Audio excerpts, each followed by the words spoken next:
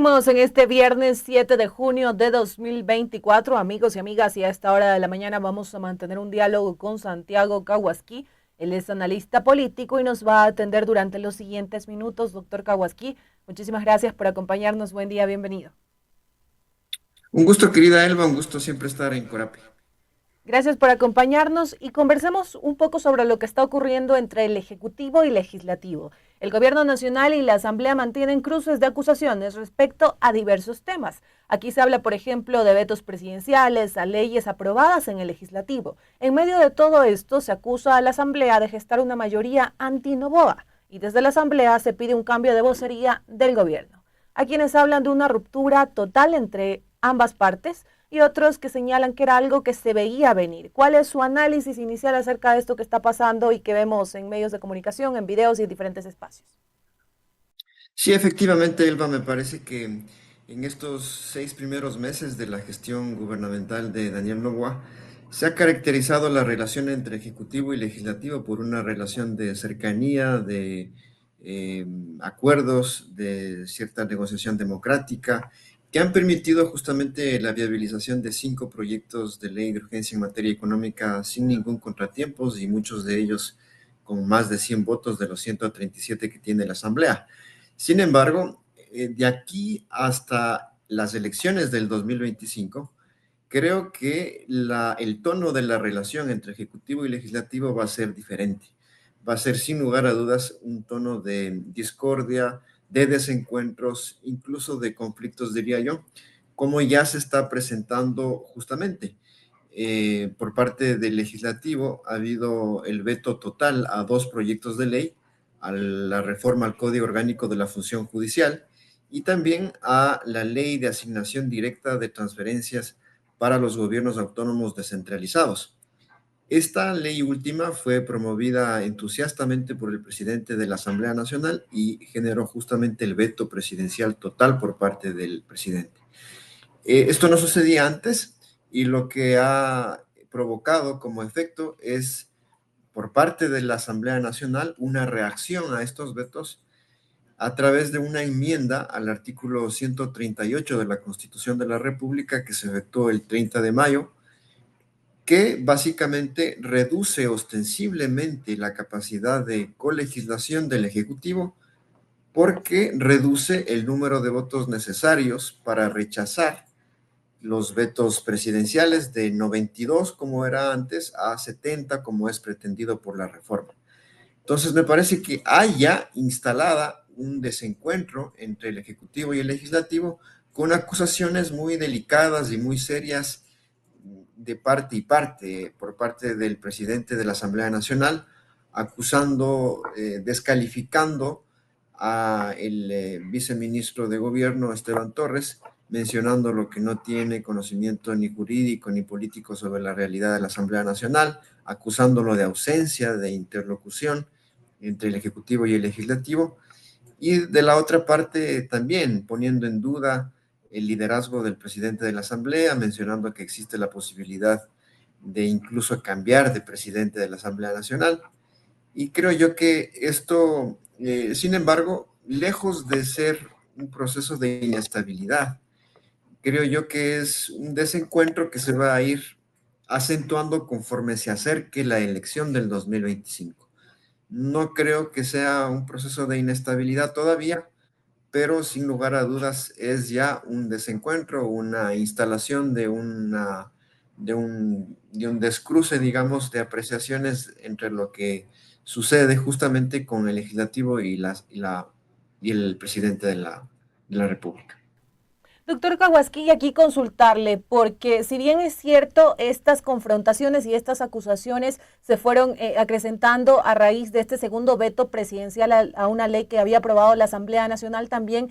hay quienes sostienen que esto también se pudo haber sumado a otros temas, como por ejemplo la comisión ocasional que se creó en la Asamblea Nacional para analizar el informe que emitió el presidente Daniel Noboa en su informe a la Nación, o también, por supuesto, se habla de estas voces desde la Asamblea Nacional que apoyan a la vicepresidenta Verónica Abad para que asuma la presidencia en caso de que Noboa vaya en las elecciones de 2025. ¿Cree que estos también fueron puntos que sumaron a esta relación tensa entre Ejecutivo y Legislativo o solamente el tema de los vetos? Sí, sin lugar a dudas, también es un elemento importante y muy delicado. La situación del relevo presidencial está establecido en la Constitución, el orden de sucesión, en la Constitución y en las leyes, y creo yo que esta pretendida consigna del gobierno respecto a toda costa evitar de que la vicepresidenta asuma el cargo frente a una ausencia temporal o definitiva del presidente, está ocasionando ya una especie de contradicciones en el ámbito institucional. Vamos a ver justamente la reacción del Procurador General del Estado respecto a si es pertinente o no que el presidente de la República solicite una licencia sin remuneración durante el tiempo de la campaña electoral, si es que es la pretensión de él reelegirse. Y creo yo, pues, él va en una apreciación muy personal, es que la figura del candidato presidente es siempre lesiva para la integridad de todo proceso electoral. Acceder justamente a un cargo de presidente de la República a través de una elección sucesoria o ratificatoria, como es justamente la elección que tuvimos, la elección anticipada, como producto de la muerte cruzada, no le da al presidente la facultad para inobservar el artículo 113 de la Constitución, que justamente establece que el resto de los servidores públicos que no sean de plazo fijo o de libre nombramiento y remoción deben necesariamente pedir una licencia sin remuneración para poder ser candidatos a un cargo de elección popular. Esto está establecido en la norma constitucional, no es ni siquiera un conflicto legal, está establecido en la Constitución y a quien le correspondería el pronunciamiento respecto a una falta quizás de claridad de la norma es a la Corte Constitucional y no al Procurador General del Estado. La tiene complejo el procurador porque justamente quizás producto de su opinión pueda incluso acarrearse a esa institución y a él un llamado de juicio político por parte de la Asamblea Nacional. Doctor Kawasaki, y también consultarle con esta relación tensa que se vive entre ejecutivo, legislativo, también qué factura se le podría traer al presidente Daniel Noboa, porque ya lo señaló usted al inicio de la entrevista, se veía una relación amena de diálogo, pero esto ya ha cambiado totalmente de escenario y veíamos aprobaciones a los proyectos que enviaba el presidente Daniel Noboa en la Asamblea, pero qué va a pasar ahora también con esos proyectos en caso de que él envíe uno nuevo y también con esas propuestas que ponga sobre la mesa de la Asamblea Nacional su bancada, ADN. Sí, me parece que va a ser una relación tortuosa la que se va a instalar justamente en la Asamblea Nacional, porque los interlocutores se han desacreditado mutuamente. Tanto el ala de gobierno del presidente de la República como la presidencia de la Asamblea Nacional se han desacreditado al límite del insulto y de la desacreditación, justamente de la descalificación. Y me parece a mí que tienen una tarea ardua por delante, que es justamente en poco tiempo sacar adelante las normas que modifican especialmente el Código Orgánico Integral Penal respecto a los resultados de la consulta popular. Pero no solamente eso, sino que seguramente el presidente de la República va a tener muy posiblemente que hacer quizás algún ajuste a la normativa producto de la suscripción de un acuerdo con el Fondo Monetario Internacional, por ejemplo. No sabemos si es que ese acuerdo contemple o no reformas legales en varios cuerpos normativos. Si es que eso fuese así, también pues pudiese ocasionar complejidades a la hora de pasar por el filtro de la Asamblea Nacional. De tal manera que esta especie de desencuentro que está teniendo la Asamblea Nacional y el Ejecutivo puede traer ciertamente consecuencias en el orden institucional. Sin embargo, también me parece a mí que el presidente de la República, con esta nueva estrategia de antagonista, de buscar adversarios, de buscar principalmente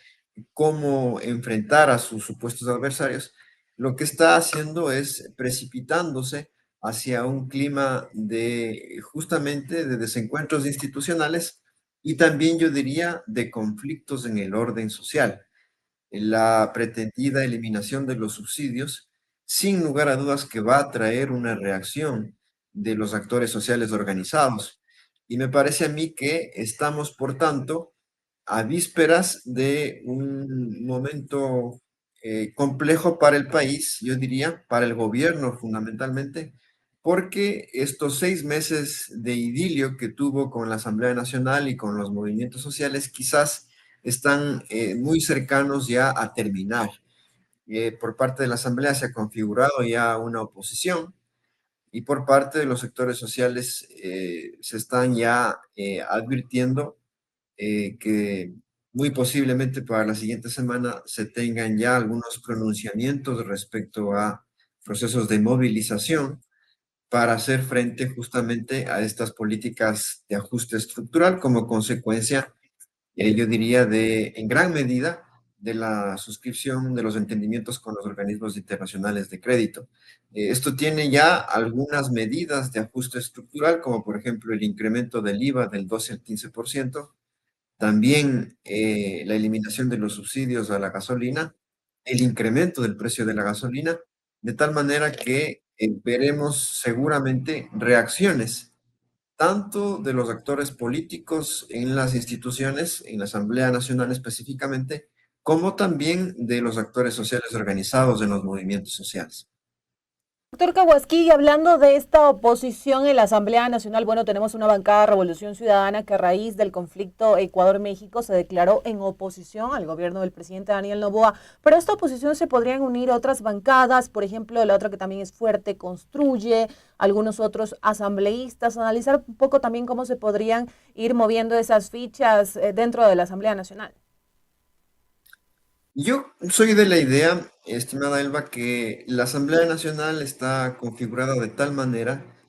que ha impedido que se fortalezca una coalición permanente y estable de fuerzas políticas. Lo que hemos tenido hasta la fecha es permanente cambio de mayorías, mayorías inestables, mayorías relativas, mayorías ambulantes, que se construyen de manera coyuntural y no procesual.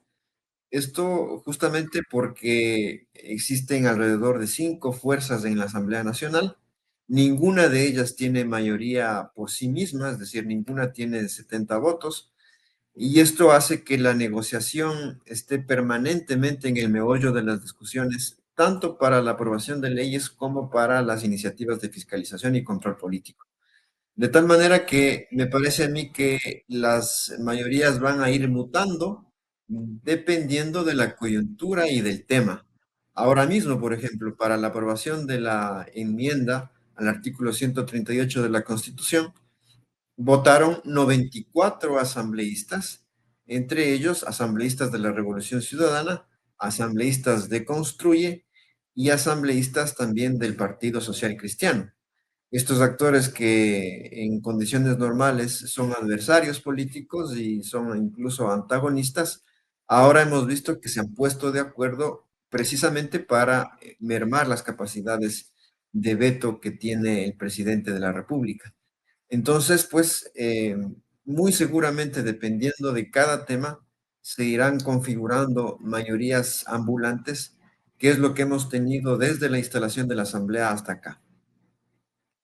Aquí ya en la parte final, usted hace unos minutos hacía referencia a esta manera de proceder del gobierno nacional, también hablaba de un gobierno que en este caso pues ha ganado algunos adversarios. Frente a esto, ¿cuáles podrían ser estas consecuencias de ganarse estos adversarios que va a tener el presidente Daniel Noboa para las elecciones de 2025? Porque también hay quienes señalan que es un presidente que cuando se le pide, por ejemplo, y se le cuestiona el tema de algún asambleísta, ahora la vocería del viceministro de Gobierno Esteban Torres, él prefiere hacer oídos sordos, también se habla de un presidente tirano. ¿Cree que esto también le podría traer factura, traer consecuencias para las elecciones de 2025?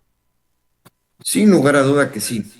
Me parece que desde el cambio en la estrategia, el presidente de la República ha experimentado un desplome, diría yo, de la aceptación y de la credibilidad en su gestión. Desde que justamente ha iniciado a rivalizar, ha cambiado prácticamente la estrategia de la antipolítica, del anticonflicto, de la antidisputa, de la ausencia de justamente cualquier tipo de discrepancia en el relato y en la práctica, hemos pasado a todo lo contrario. del anti nada al anti todo. Ha configurado adversarios que van a responder en el orden político y también en el orden social, de tal manera que veremos cómo se configura el gobierno. Yo personalmente soy de la idea que se está construyendo una especie de autoritarismo con base popular, similar a lo que sucede en El Salvador con Bukele, que tienen ciertos rasgos autoritarios de conducción de su gobierno y de tratamiento respecto a las normativas nacionales e internacionales, pero que tienen una base popular de respaldo en las urnas, diferente a los autoritarismos sin base popular, como sucede en Venezuela o en Nicaragua. La disyuntiva de este gobierno es si es que enfrentar un autoritarismo securitista de recesión de garantías y derechos, o más bien asumir una política criminal eficaz que respete el Estado de Derecho. Y a mí me parece que las señas que ha dado el gobierno nacional es más bien enfocarse y ceñirse a este autoritarismo securitista de recesión de garantías y derechos que justamente ha causado todos los problemas que estamos teniendo, digamos, en materia de seguridad. Hemos visto que la estrategia de seguridad no está funcionando del todo y frente a la cortedad, frente a los límites de los indicadores y de las respuestas institucionales, el presidente no está resolviendo en el lema que ha acudido justamente para identificar a su gobierno. El gobierno no está resolviendo los problemas de seguridad, el gobierno no está resolviendo los problemas de secuestros, el gobierno no está resolviendo los problemas de muertes violentas, de tal manera que ese que fue el principal hito de su gestión ahora está en entredicho. Y para, digamos, tratar de disipar esta debilidad institucional y de gobierno, lo que ha acudido es a la confrontación, a la disputa, para generar esta noción de cambio, esta noción de transformación, esta noción de avance, de cumplimiento de sus objetivos y de su plan de gobierno. Entonces, me parece que esta nueva estrategia que ha adoptado, va a generar confrontación en el orden social y va a generar confrontación en el orden institucional, que trae como consecuencia, sin lugar a dudas, una pérdida de la credibilidad, de la consistencia del gobierno nacional. Y hemos visto justamente hace pocos días alguna encuestadora mencionó que el gobierno nacional ha perdido 20 puntos de aceptación a su gestión en 3 meses. Y veamos si es que las medidas que parecerían estar a puertas de tomar van a significar un desplome mayor a su aceptación. Eso en vísperas de una elección puede ser riesgoso para el gobierno nacional y para el presidente Noboa. Veamos si es que prima justamente el cálculo electoral o si las urgencias de cumplimiento de las obligaciones con los organismos internacionales. Perfecto, doctor Kawaski, le agradecemos muchísimo por este análisis que usted nos ha compartido acerca de esto que está ocurriendo entre la relación entre el Ejecutivo y el Legislativo y también esto con miras a las elecciones presidenciales de 2025. No solamente aquí vamos a escoger presidente o presidenta, sino también vamos a conformar a la nueva Asamblea Nacional con sus 137 legisladores. Muchísimas gracias por acompañarnos. Como siempre, agradecemos su tiempo y sus análisis. Un gusto siempre, querida Elba. Muchas gracias por la invitación y un gusto dialogar con la audiencia de Corapio. Gracias por acompañarnos, que pase bien, un abrazo. Amigos y amigas, y con esta entrevista nos vamos a una pausa. Sigan en sintonía de la red de medios comunitarios de Corape, que ya regresamos junto a ustedes.